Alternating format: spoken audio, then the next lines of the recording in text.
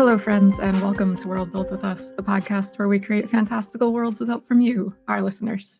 My name is Courtney Staples, and with me is Daniel Quinn, along with very frequent guest Johnny Law. And on today's episode, we're going to be doing a one-part prompt from listener Levon. But before we get into that, I want to remind you that if you'd like us to build your world, you can go to our website, worldbuildwithus.com, where you can fill out a form, and within a reasonable-ish amount of time, we'll be building your world. If you'd like to follow us on social media, we're on YouTube, where you can like, comment, subscribe, all that stuff. We're also on Twitter at Let's Worldbuild. And if you'd like to chat with us more directly about world building or pretty much anything, you can join our Discord server through the link in the description and on our site. If you're feeling particularly generous and would like to support us, you can go to our Patreon at patreon.com/worldbuildwithus with benefits like, for example, 2-part world builds instead of 1-parters when you submit a prompt to us, along with some other goodies. And John, before we get into it, could you tell our listeners what you do and where they can find your stuff? Hey, what's up? This is Johnny Law here. I kind of have a slightly defunct YouTube channel. I haven't done much with it, but I have been doing lots of editing for the OSR Plus YouTube page. That's OSR+, doing the shorts from a little show that we will someday air called Dungeons and Flagons, where we basically just get drunk and DQ here rolls up a wacky one-shot for us. And it's pretty hilarious. So go check those out. Yeah, they're hilarious, and just go watch them. Just go check them out. And without further ado, our prompt this week from Levon reads, "The world is a moon-sized brass space station that travels from planet to planet collecting tribute." And Levon's tenets are: many cultures and races exist within the station. The ruler is a pharaoh. And lastly, bronze is the main metal used. And speaking of tenets, we have a bit of a change this time around because Rob, Daniel, and I were chatting about the episode structure, and we decided to try bringing a single tenet for each of these one-part world builds. That way we can have more time to really focus on merging them together and fleshing out the world. In the past, it's felt a bit rushed to try to squeeze in 2 each. So this time we are going to experiment with just a single tenet each, and let us know what you think about that. So John, could you kick us off with your tenet? So before I get to my tenet, I need some clarification here. Brass space station, right? Mm-hmm. How the fuck is this thing going through reentry? Maybe it's not. Okay, but it's going to pick up tribute. It's gotta. I mean, I guess like they said that bronze is the main metal, so I guess there still could be carbon like heat shields or something. But the problem with that is that copper is a great conductor, so even then, that shit's gonna heat up like crazy. I mean, I had a solution to that is my tenet. So if you're worried, okay, I wouldn't worry about it. Well, all right, I will just go. put that off to the side then, and go with my my tenet. All right, so what I was thinking is going off of Vaughn's first and second tenets. I think all the denizens of the station and the races involved with it, I think they should all be variations on the Egyptian gods that have the animal heads. So you're going to have your cat people, you're going to have your jackal people, you're going to have your crocodile people. I believe there's a dolphin one. Yeah, and I have a list somewhere.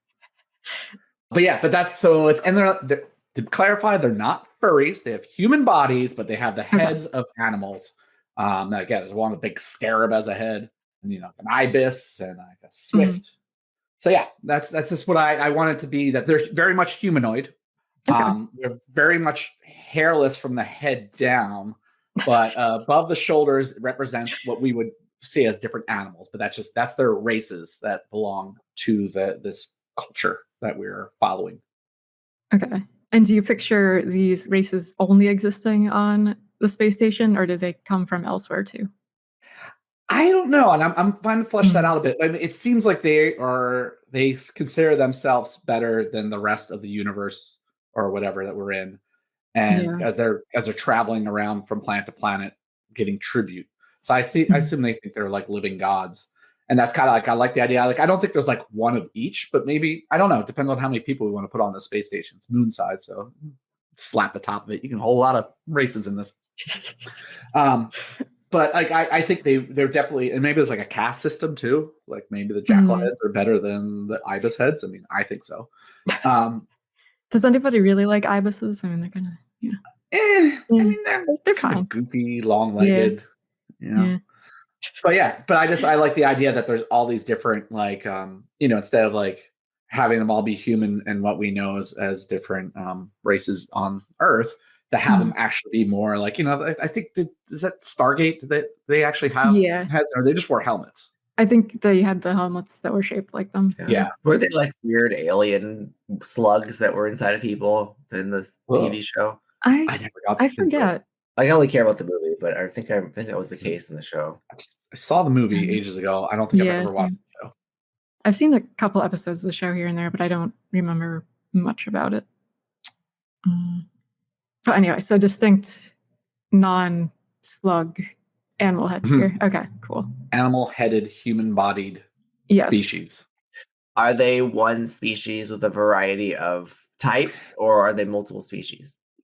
I'm kind of leaning to the former. Like, I think it's very much like how certain facial structures on our planet and melatonin levels, it's something along those lines, but they develop this, like, so I don't know if is there crossbreeding. I don't know. Like, I think there should be.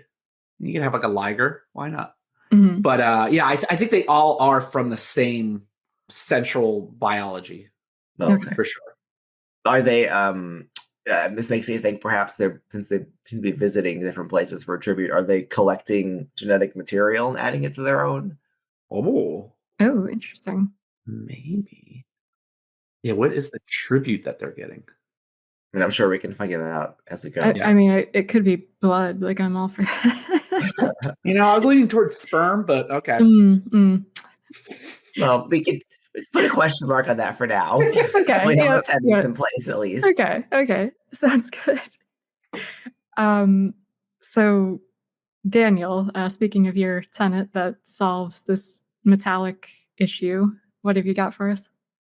Yeah, being someone who cares about science fiction, the mention of a spaceship, wasn't going to see how a brass spaceship will work. But my thought is perhaps since there's a relationship between brass and bronze in the prompt, that these are metaphors for some other kinds of metals. So, the material difference between brass and bronze is one is stronger than the other, and one is more malleable. I believe the stronger one is bronze. So I think in this case, the ship is made of one sort of material, and the planets have this other material that they need that is stronger and has similar properties that you'd expect from things like bronze. And whatever the case is there's a scarcity of this material that they can collect from planets, which we'll call bronze, and we'll call it brass for now. Yeah. So the chemical difference is that, or the compositional difference is that brass is copper and zinc. I think it's like 33% zinc or something like that, whereas bronze is copper and tin. It's like 12% tin. Yeah. And so I think that's where it gets more the structural integrity, so to speak, tin versus zinc. So it could be something like that. Maybe tin is more, it's rarer, or they don't have it on their home planet. They got shitloads of copper lying around, mixing it with everything, but they don't have the tin. Yeah, and I would say that it's not like the mention of the word bronze is literally not bronze. It's some other material that has similar properties. So like the disparity is the same. So for example, if brass is more brittle than bronze, then their ship is more brittle, metaphorically speaking, than the material they're collecting, right? Because obviously their ship can't actually be brittle. It's a spaceship, right? So it's got to be made of space age materials, likely the type of which we don't even know of as people today, right? But they seem to have this Egyptian styling. So maybe they refer to things with an old world language, like, the old metal is brass, but the new metal is bronze, Okay. So it's like a space brass, space bronze. Space pretty much like some other material. I mean, I think it has to be a material that the bronze material has to be something native to these planets that they collect tribute from. I don't know if it is the tribute, but it seems to be something that is valuable on these planets, right? And on the spaceship, they don't have that, probably because it's a vessel moving between point A and point B, and it's made of different kind of material. Yeah.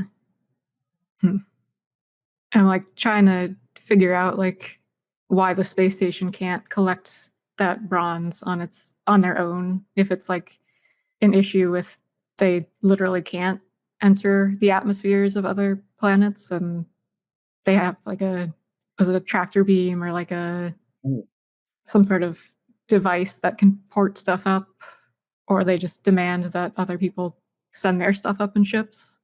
You're saying they basically threaten them from space. Yeah, pretty much. Well, I mean, one thing, if we look back on the prompt doesn't suggest necessarily that the materials are the things being exchanged. Yeah. So it doesn't have to be that they're looking for bronze, right? But true. What I want to establish is that these materials are not literally brass and bronze. Yeah. They're stand-ins for something else. Okay. They just have the look. Or the relationship that brass and bronze. Yeah. Like I said, like it's not that they're necessarily looking for tin, but something that's the equivalent of what tin does to make bronze. Yeah. And it seems that what the third tenet is, bronze is the main metal used. So it seems like on these worlds, they're using this other metal for most things. Okay. I like that. Yeah, and I think that works. Now I'm wondering then if like maybe these animal people on the space station, they view like their brass as superior or more godly or something than this like peon bronze that the other people are using. But they still need it because it does serve a purpose. It's just not as refined, so to speak. I'm doing air quotes as I'm saying that. Yeah. Or maybe they don't need it because, like Daniel said, it's not necessarily the tribute at all. Okay. Yeah, I mean, we can also figure out how it ties in later. I just wanted to detach us from the need to rationalize these not space age metals for space, Yeah. Could be magic too. Space magic. Exactly. I was going to lean into space magic, but I like space brass better. Magical space brass. So my tenet, not super related to either of yours necessarily, but my idea was that the moon-sized space station that they're on is literally built around a moon. As in, it's like not built from scratch. They started on this moon and built out from there, and somehow knocked it out of the orbit that it was in. Maybe it was that their home world was destroyed and this was their escape pod, or they just chose to do it this way because it was the easiest way to get a enormous space station that can move through the universe. Why did they attach this moon in particular? Like, why this satellite? Yeah. And maybe it's even a rich source of that brass material that they value so highly. Like they've hollowed out the moon and built on top of it the structure. Okay. But basically, I'm picturing that they like used this somehow to leave their homeworld for whatever reason. So was the moon itself their homeworld, or was the moon of their homeworld? I'm thinking the moon of their homeworld. Okay, so they got to a point where they could travel the moon. They started civilizing. Jesus Christ, John.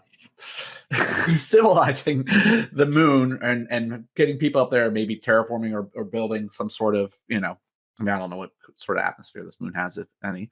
But then from there, they then basically outfitted it with propulsion systems and navigation. And now they're like, not fly me to the moon, but fly me in the moon kind of thing. Exactly. Did they abandon their planet then?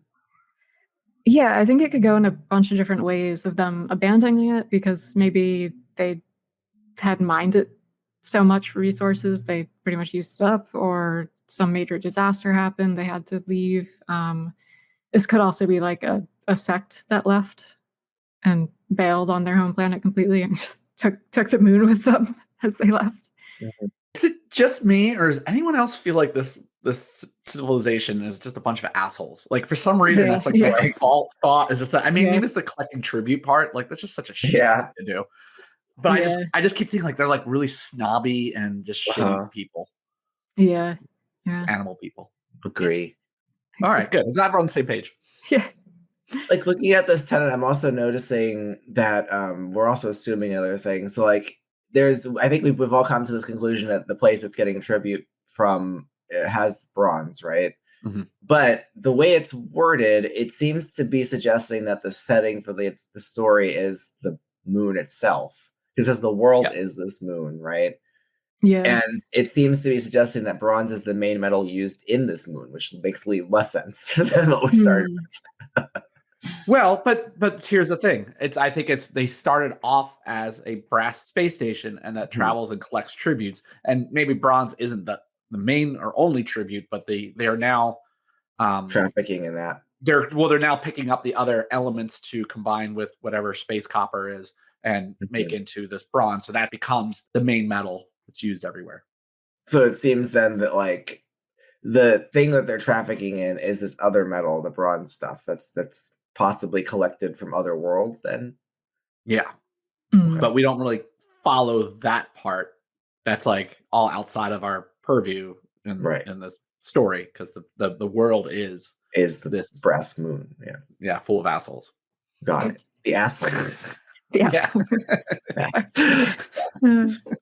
Hey, that's kind of fitting, right? Moon. Yeah. Anyway. Like it could also be something where if they've used up all the brass that was originally in this moon, or they brought it from their homeworld, maybe they're using the bronze to expand on that. Like they're trying to build more of their space station using this other material. So make it bigger, or just populate more of the moon with their structures. Expanding. Yeah, all of the above, basically. So then I guess the brass material must be something that's very scarce because they're not using it to build more with it. Or is it like energy and repulsion systems? Is it like the material that makes the thing move?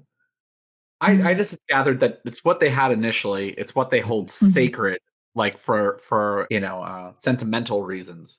Yeah. But it's become this cruder looking material. Bronze is more durable. So it's actually an upgrade in a lot of ways. But like I still bet their shitty thrones and whatever, that's still all made out of brass. Okay, cool. And I'm picturing like kind of the tiles and stuff that you'd see like in an old civilization, then you're building over it. Okay. Like the pretty tiles and stuff, yeah. So yeah, they would like put things made out of bronze like centrally, but then they would like put a patina or something of the other stuff. Brass around it. Yeah. Veneer is the word I'm looking for, not patina. That's what happens to copper. No, I think that works. So are we going with then that the bronze is the tribute that they're collecting? I don't know. I think it could be something else. Yeah. I did kind of like the genetic material thing that one you brought up. Maybe they're not carbon-based creatures. Maybe they're based off of metals, and that is the genetic material. What a twist! Oh, maybe I like maybe the brass is their flesh, like their flesh and blood, and the structures are them. Oh, so they're all like connected to the station. But then like the animal-headed creatures, maybe they're like, because they're the population, right? Yeah. So like maybe they're the product of the tribute collected. I don't know. Well, so the ruler is a pharaoh. So the ruler could be a completely different thing. They could be like a straight up like god creature or a robot made of bronze. Well, okay. I mean, along these lines, if the moon is made of this other older material, right, that's limited, doesn't get added to, maybe that's some kind of computronium, like it's a metal that's intelligent, is kind of the idea, right? Okay. And you go from world to world, and they're collecting some tribute, which we might assume is either genetic material or something that's unique to these worlds, and that's what lets them create these people out of it, like the animal-headed people. Okay. Yeah, and then the bronze is the raw resources they're stripping from these worlds to continue to make their civilization function. All right, I'm actually really liking where we're going with this. So, what if the pharaoh is like, because pharaohs were meant to be living gods, like that's how they ruled. So, what if it is this like kind of super intelligent, not silicon based, but what would you call a metal based? It's a warforged, whatever. But then it's creating these different other races that populate its flying moon base, and there was actually a caste system formed because it's like the newer animal people being made are like the lowest of the low. You know, I see what I mean? Like there's like the ones like say they found the jackals first and they made the jackals and they're like the next tier down from the pharaoh, like here's their advisors. And then like you start creating this caste system with by their like slaves. Yeah. yeah. Yeah. But like Okay. as you get tribute from a new planet and you create this new species or race, like everyone gets bumped up a tier. Okay, so it's like you're creating a species out of an alloy of metals. Yeah. Something Yeah, like that. I don't okay. know, I got a little lost there in the science, but Yeah. So is material being fed into this pharaoh computer to create each race subsequently? Is that the idea? yeah, I think like it's kind Yeah. of like a they're kind of tweaking things as they continue collecting tributes. Maybe they're like there's not so much that they're hairless, but their other half is like part machine. Yeah. Yeah. I was just yeah. saying here, I just trying to cut off the furries ahead of time. Right. That's all. Right. Yeah. No, I do like that, and it's a cool visual image to imagine too. That like you have this space station that's just filled with all these quote unquote people with animal heads, but they're also metallic entities. They're just walking around, and like how bizarre that must be to the planets that they get tribute from. Yeah, like it almost looks like they're wearing suits of armor, but it's not. Yeah, It's like it's just them. bronze bodies. Yeah, I mean, that just like explains Egyptian theology. It gives it an explanation that's fantasy based, but you know they're aliens basically, which is the typical explanation for the Egyptian theology among conspiracy Oh, yeah. theorists. So like at the end of this movie, what would happen is like they would like pan like, all right, it's time to move on to the next planet, and it, like pans down the Earth. planet, and it's like actual Egypt. Yeah, I'm like, what? Yeah, There's of the course. Sphinx Yeah, there, which is like the premise of Stargate, basically. directed Mhm. by M. Night Shyamalan. So how do we subvert that? no, how do we not make it Stargate? Yeah, because we don't want it to just. It's right now it basically is Stargate by another name. You know. Yeah. I wish I'd watched Stargate more recently because I don't remember much about it at all. I mean, I didn't watch this show because I hated the show, but Yeah. the movies, it's pretty much the same thing. It was like it was like a portal that goes to another planet that was where Yeah. Egyptian culture came from and Mhm. all that. All right. Well, so I mean, I think we can subvert it. The robot thing, the metal thing, that's a good start, I think. Yeah. I like that. What we could also do is roll a twist now and see where that brings us. Oh. Oh yeah, that would help. Yeah. I think we're missing more random components. Yeah. All right. I will do that now. All right. That is going to be. I don't know how much this helps us, but now add in some treachery is our twist. Oh. So, yeah, what do you guys think as far as treachery goes? Treachery. I mean, from a zoomed out perspective, so have we decided that this is all taking place inside the moon and we're not concerned with the places they visit for tribute, or is that still an option? I think like our primary focus should be on the moon space station, but like we can discuss the other parts if we need to. Okay, because I'm basically the reason why I'm asking is trying to understand the point of view. Yeah, I see. I think because it says the world is a moon-sized brass space station, that we do have to keep it in that fishbowl, so to speak.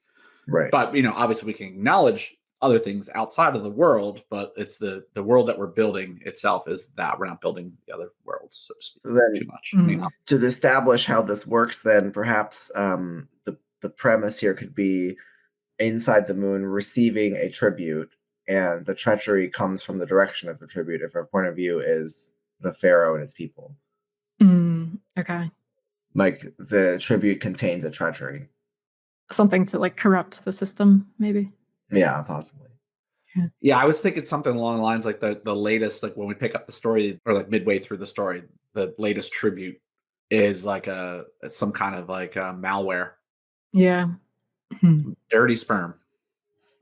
Can we? Okay, so if that's the concept, can we make it? Can we reify it? So like right now, when we say malware, we're thinking like software corrupting computers, right? Yeah. Can we make that something that's like figurative of that? I mean, like in a sense of like smallpox or like something like that, like. Yeah, like so for example, even like when we said genetic material, right? Can we make that more figurative? So because like I feel like it becomes so abstract if we think of like it's a virus or it's just some genetic sperm cells being transferred. What if it has to be like a physical thing that has to be transferred? Like make it more like an old Egyptian ritual, but it's in space to give it more fantasy aspect. Okay, and make it more tangible. Yeah, what came to mind for me was water, since water can corrode metals. I'm trying to look up if brass can get. Brass is pretty non-corrosive. Yeah. I read a lot about brass today. That's interesting. That's interesting. If brass is non-corrosive, that's their old metals, right? Yeah, that's like the godly metals that they use. Does it tarnish though? I don't. So I mean, like I said, copper definitely gets a patina on it, which so does bronze. Like you'll see the statues. I mean, isn't the Statue of Liberty bronze? Copper.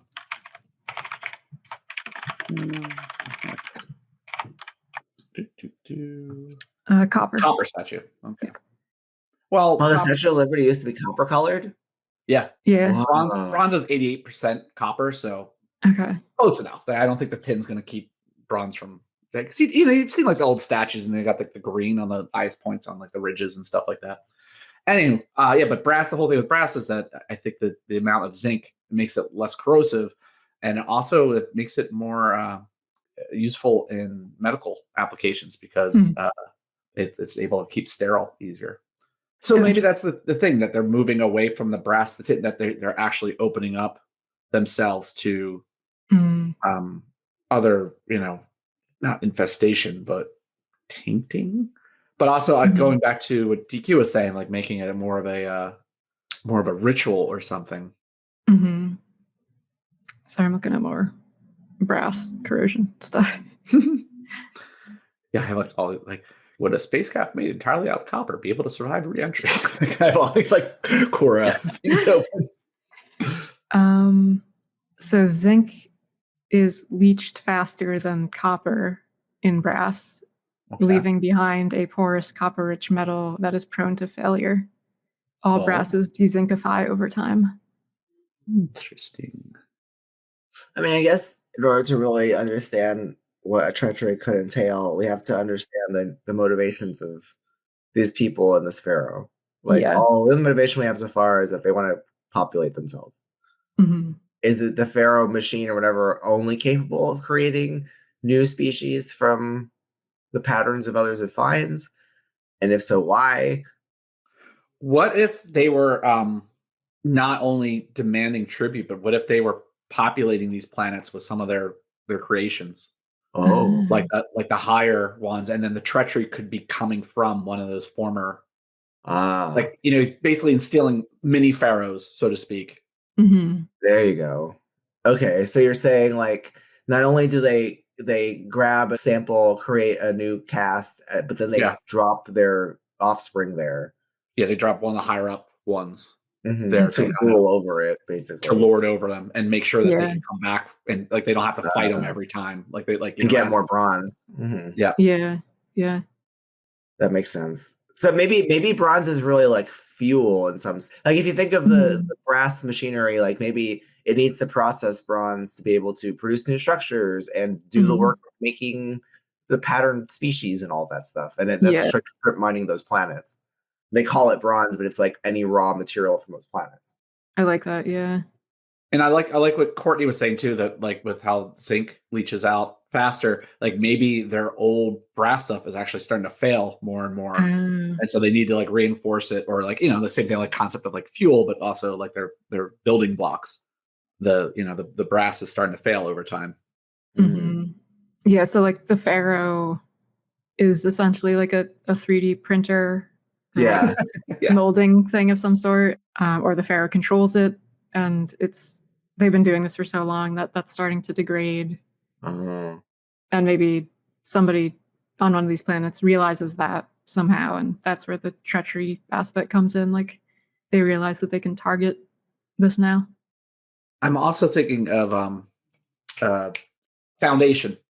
Oh, Okay, yeah. where they yeah. have there's the Cleon dynasty where they just keep Yeah. sampling their own DNA. You guys know about this? I know the book. I don't know what happens in the show. It's following from what I understand the book, but basically without trying to ruin too much is when you're watching the show, you're jumping around through several different eras. But somewhere down the line, the dynasty gets kind of tainted of sorts, and so things start falling apart, and Yeah. it's like so far back that it can't be fixed really. And so I like that idea that somewhere down the line there's this treachery that has they don't really know it, but it's actually going to cause the downfall of uh, Mm. Moonbase asshole. Well, yeah, maybe along those lines, like when you retrieve a tribute, that you do it multiple times. So upon the return to one of those slave worlds they've created that are now ruled over by a caste of their creation, I could imagine those people who know about this exploit then act on it by tainting Yeah. the tribute on that turnaround. Mhm. Yeah. I like that. Yeah, me too. Or it could have been like a coup from the inside just over an extremely, extremely long period of time Mhm. where they like created this impurity in the first place, one of these higher caste numbers. And, thousands of years later, potentially, is when stuff starts to break down and become noticeable. The long con. Hmm. I like the idea, perhaps, if you couple that with an activation so that you can have something from a story point of view to hook into. So if this was put in motion 1,000 years ago, upon the return to that world to get the next tribute 1,000 years ago, later rather, Mhm. those who are on the planet begin the process that wakes this up, Yeah. Yeah. when the Yeah. tribute is transferred. Yeah. Like that's part of their oral history and everything is like Mhm. one day the skies will darken again Yes. and Moonbase asshole comes into view. We will strike. It's like language you could use of being freed and liberated, right? Like among those Mhm. people, Yeah. they're probably enslaved by this caste that has been there for 1,000 years. Mhm. So is this become from a storytelling standpoint or game or whatever we would turn this into, where the world is this, this is the moon base towards the end when this comes into play? Is it like are we the baddies moment or? I think you could kind of deal with it in a couple different ways if you were to bring this into a game or a story. Like if you brought this into an RPG that you were running, maybe one day the sky darkens and this mysterious craft appears in the sky and this like quote unquote god speaks down and demands tribute, and it's up to your party to figure out what the fuck's going on. Or alternatively, if it's a story, like you could describe that happening from a point of view character, or like you said, you could have it flipped around where you're this entity on this seemingly, to you anyway, kind of utopia of a space station, Yeah. and you start to notice things that aren't quite right as time goes on. Oh, I like the idea that you are from the story standpoint that you are say like mid-tier cast. Like you Mhm. start off and you've known this life and it's utopia, like you said, but you start to notice like flaws in the system and like weird inconsistencies in Mhm. your ethical nature and whatever. And what the turnaround is you eventually realize as you're returning to you find out it's the planet of your your species origin that something awakens in you or Mhm. something, like that trigger thing that DQ was saying happens. And now you realize that this is not a utopia. This has actually been a prison. And Mhm. that now is the time to rise up. And that goes into, that's when part 2 starts. Mhm.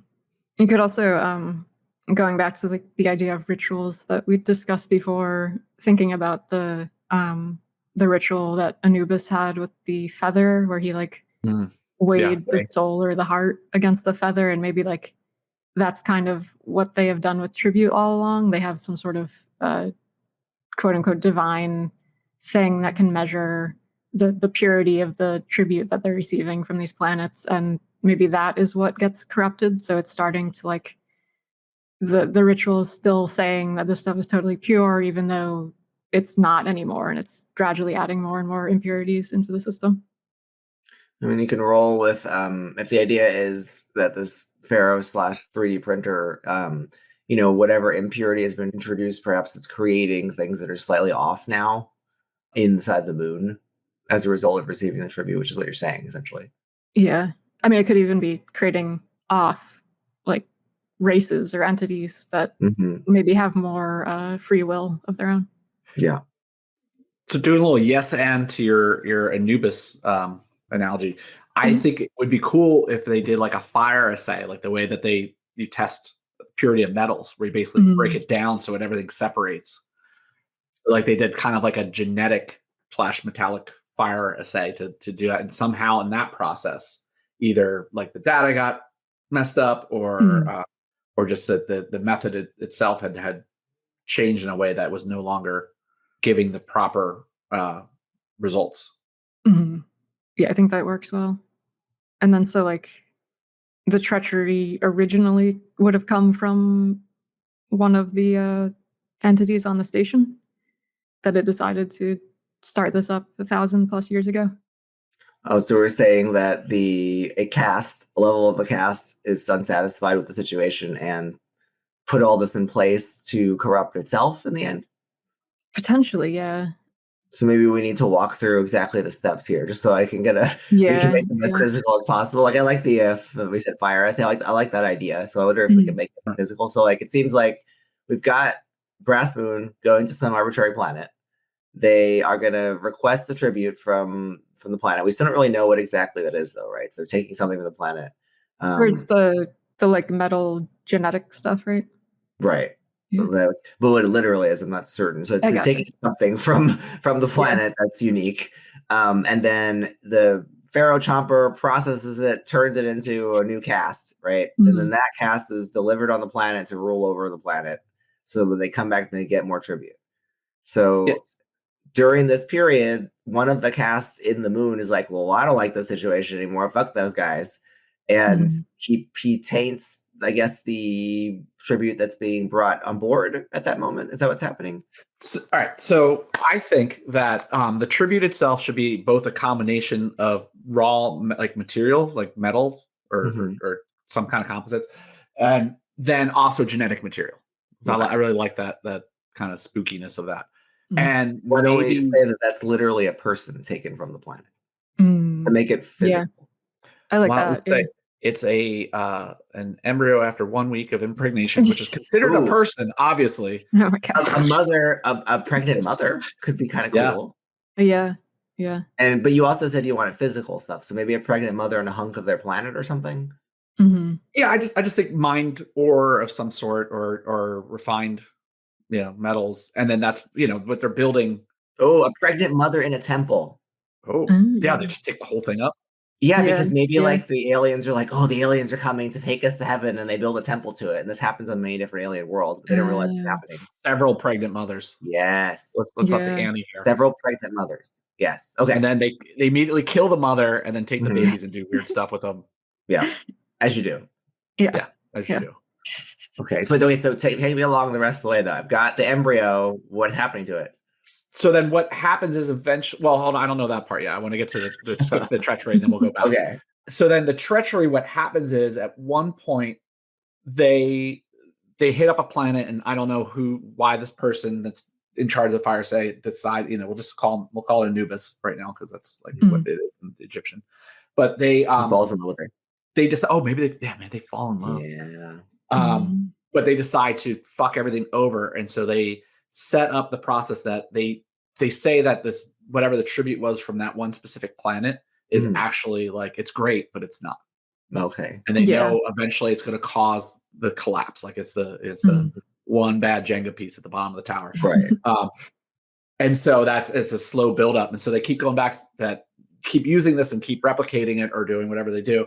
And then eventually when they're going back to get it again, I don't know if either if you want to still do like the people rise up, or that it's by that point that's when they realize that it's actually been shit that they've been using, and now that like everything that they've worked for is ruined. So this is why I'm asking the specific steps, because I've got the embryo, I pop them into the pharaoh, and does that mean that I print out a new cast based on that embryo at that point and drop them off on the planet before we leave? I think what gets dropped off on the planet is something that has already been existing, and like one of the higher that has been vetted and evolved. evolved. So they drop off a pharaohling. Yeah. unless there's already a pharaoh there. Okay, so then he just enslaves the planet. Yeah. And so the planet's really unchanged, other than there's a pharaoh there now enslaving them, so they can get more people later. Yeah, and continue the history and all that. Got it. And so then they come back 1,000 years later, but 1,000 years have passed with this embryo's material infecting the brass moon. And I think what you could then say is that pharaoh that was dropped off there is Anubis.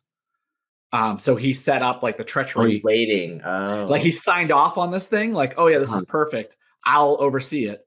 And meanwhile, it's not perfect. It's actually he fucked with the data. And so then he's been on this planet starting a new culture to rise up against. Oh, so then maybe we don't have to have the embryo corrupting the brass moon, because it's almost like his corruption is having raised an alien world against them for when they come back for tribute. That's the treachery. Another idea that I had was that like Anubis, this figure, remains on the station and is sort of biding their time. Like maybe going back to my tenet that the moon is, or the space station is actually built around a moon, which had been knocked out of the planet's orbit originally. Like maybe this Anubis figure is one of the people from that original planet, that maybe that had actually been where this enslavement started. Oh, are they going back to the original world?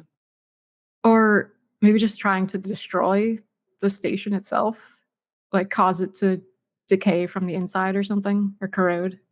So what if, like, maybe this pharaoh came to the Anubis's planet, took over their moon, like somehow subjugated them, and then proceeded to take over their moon and create. Yeah. Okay. I mean, it's just an added layer, but that's good. Then we can do prequels. Yeah.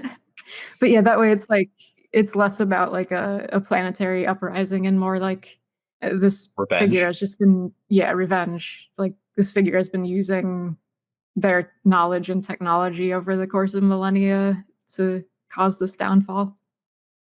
So are we saying then that the pharaoh is some separate entity that originally took the moon, and the Anubis character is someone from the original tribute, or produced as a result of the original tribute of it?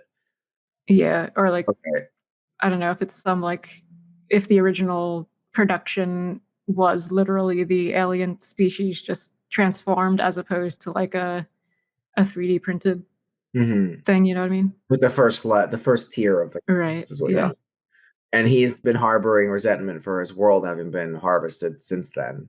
Yeah. And so when they come upon this other world and they find this mother, are we still going with the idea that he falls in love with this being and that's what spurs him to action, or is that not part of it? I'm less inclined to do the fall in love thing.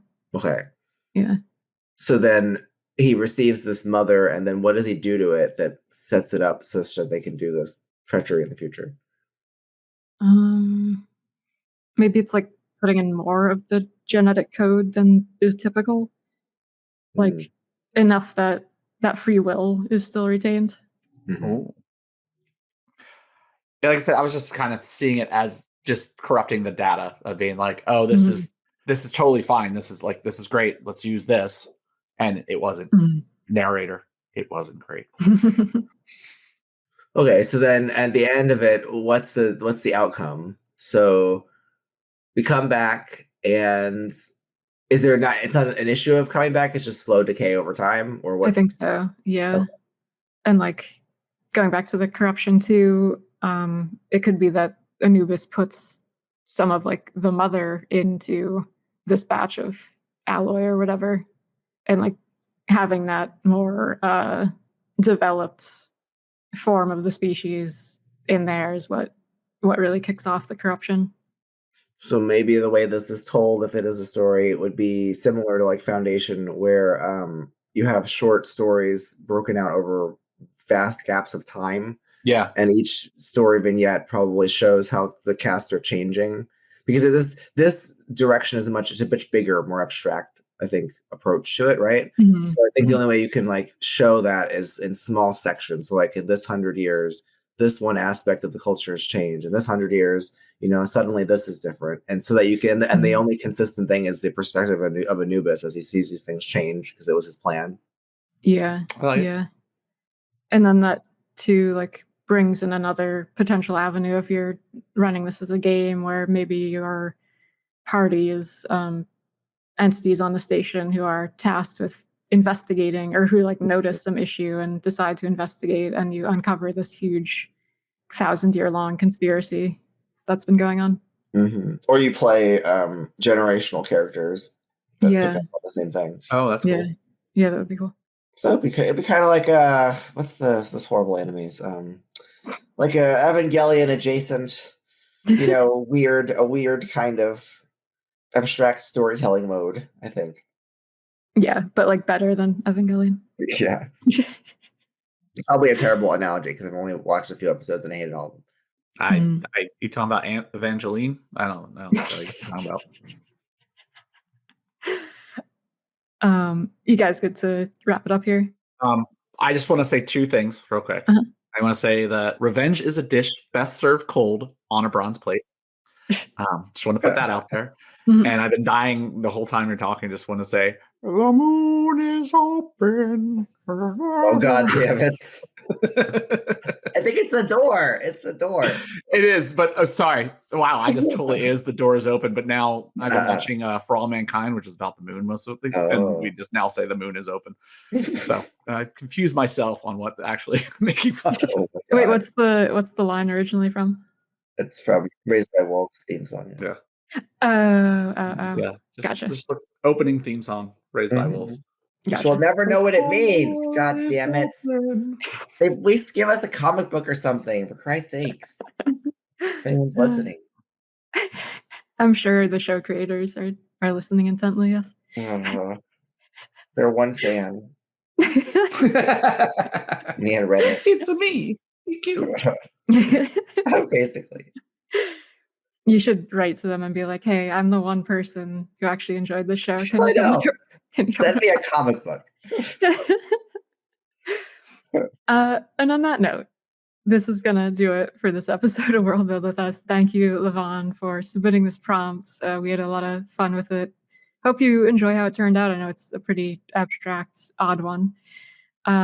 And remember that if you'd like us to build your worlds, like we just built Levon's, you can visit worldbuildwithus.com to submit a prompt, and within a reasonable amount of time, we'll be building your world. If you want to check out our YouTube channel, we're at Worldbuild with Us on there. You can follow and like, subscribe, etc. You can also find us on Twitter at Let's Worldbuild. Or if you'd like to chat with us directly and meet other listeners and talk about millennia-long revenge schemes, you can join our Discord server, and the link for that is in the description. And of course, if you're feeling particularly generous, you can give us money on Patreon at patreon.com/worldbuildwithus. You get benefits like 2-part world builds instead of a 1-part, which now would get you 2 tenets instead of 1 tenet, and some other bonus goodies. And a big thanks to all of our patrons for your ongoing support. And thank you, John, as well, for joining us, as always, on this episode. And that's going to do it for this episode of World Build with Us. Remember that we love you very much, and we're going to get through this together. Until next week.